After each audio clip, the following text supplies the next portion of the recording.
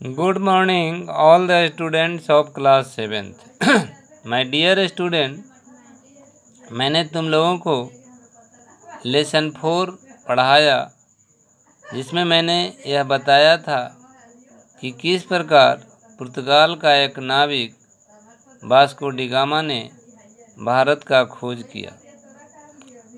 हालांकि उसने ढेर सारा संपत्ति तो नहीं कमाया था, लेकिन उसने यूरोप वासी को भारत से संपर्क करवा दिया।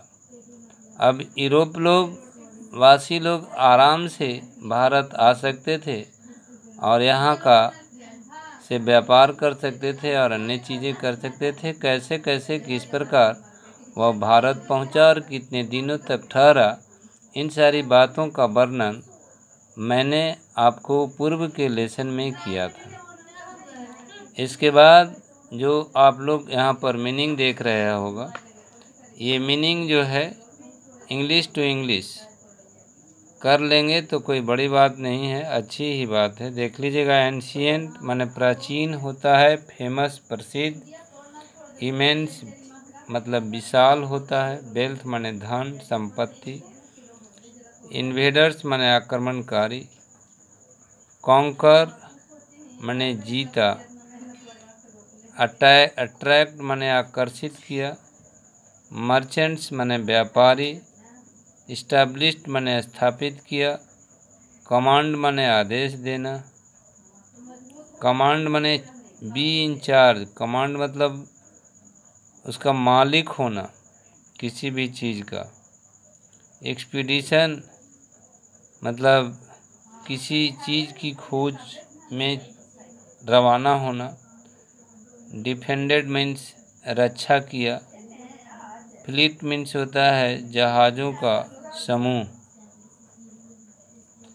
एक्सप्लोरर मतलब यात्री खोजकर्ता भी कह सकते हैं, रफ का मतलब होता है रुखड़ा,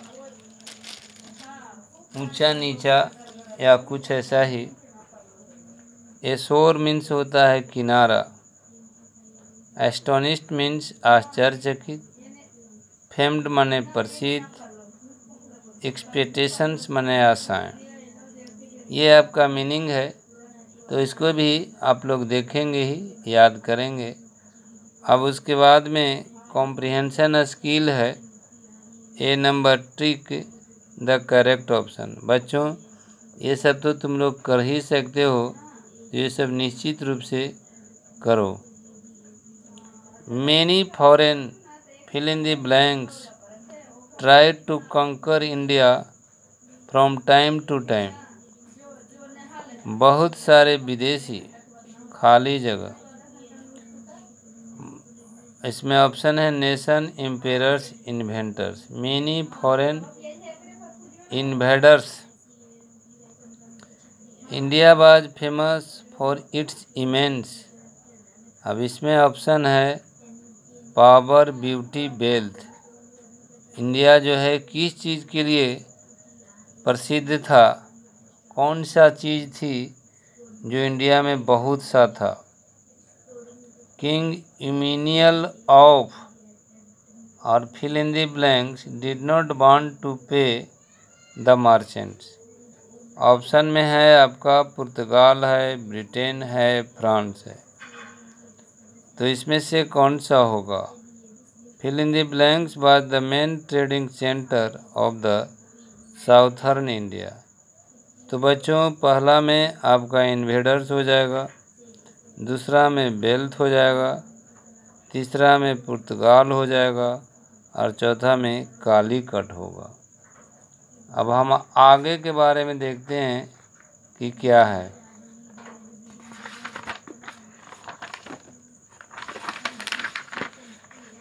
ये देखिए, Vasco da gamma stayed in Lisbon, Mombasa, Calicut. तो वो ठहरा था कालीकट में फॉर 3 मंथ।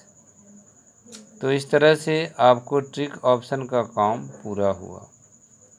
अब ट्रू फॉल्स है, जो ट्रू है उसमें टी लिखना है, जो फॉल्स है उसमें एफ लिखना है। The Arabian merchant bought species from India and sold them to Europe।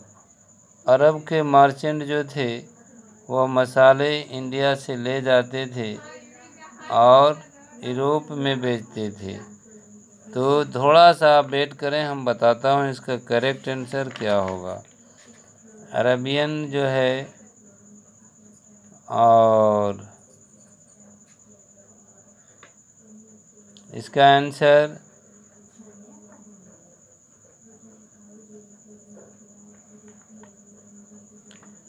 Arabia के डेजर्ट से आते थे। अरबियन मार्केट व्यापारी नहीं थे, इसलिए यह फॉल्स होना चाहिए, फॉल्स ही होगा। Vasco da Gama was a nobleman of Portugal, बिल्कुल सही ही है।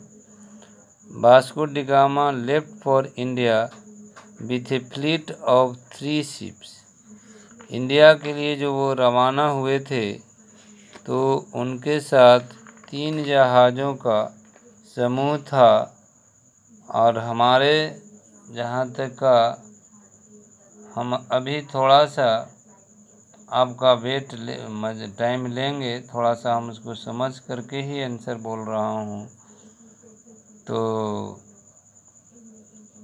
आपको 4 शिप्स है बच्चों, इसलिए फॉल्स हो गया।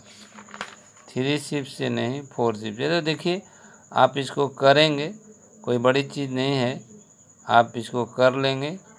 उसके बाद फिल इन दी ब्लैंक्स भी है, तो इसको पढ़ करके आप खोज लेंगे। और उसके बाद में क्वेश्चन आंसर के जहाँ तक सवाल है, तो जैसा कि आप लोग जानते होंगे कि first try your self, after that I shall do something. आपको पता होगा कि पहले तो आपको स्वयं ही ट्राई करना होगा, इसलिए क्वेश्चन जो आप देख रहे हैं इसको बनाएंगे।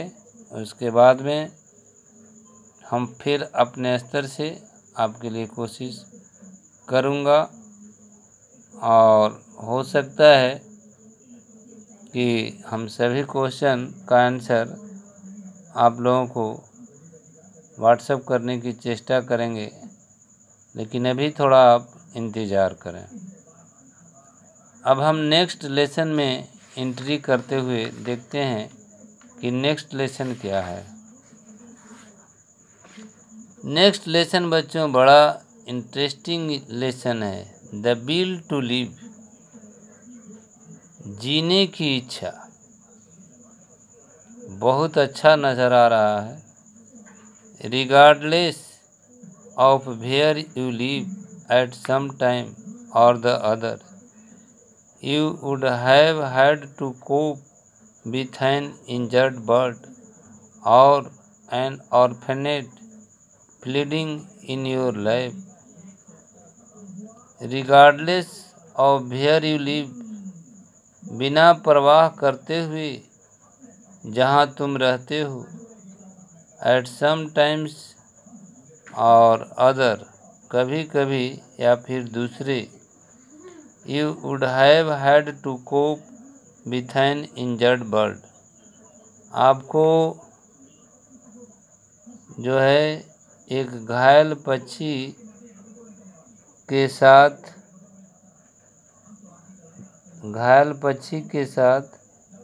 रहना होगा, जो कि अनाथ थी और फड़फड़ा रही थी आपके गोद में। Sparrow for example come precariously, गौरैया उदाहरण के लिए आओ खतरनाक ढंग से। Close to death by building their nest on the tops of whirling ceiling fans, irresponsible endangering both themselves and their broods. हाँ, तो देख रहे हैं कि आपका जो है पढ़ा रहे थे यहाँ, sparrow for example come precariously खतरनाक ढंग से आया, close to death by building their nest, मृत्यु के करीब था वो अपना घोंसला बनाने में। On the top of whirling ceiling fans, जो नाचने वाले फैन होते हैं उसके ऊपर। इरिस्पॉन्सिबल डेंजरिंग, और बेतरतीब ढंग से खतरे में। Both themselves and their brood, दोनों कोई खतरे में हैं, स्वयं खुद और उनके अंडे। Blue rock pigeons lay their eggs just about anywhere, blue rock pigeons अपने अंडे कहीं भी देती है। On the top of a friend's fridge in one case, कोई अपने मित्र के जो फ्रिज होता है उसके ऊपर भी यह अंडे दे देती है।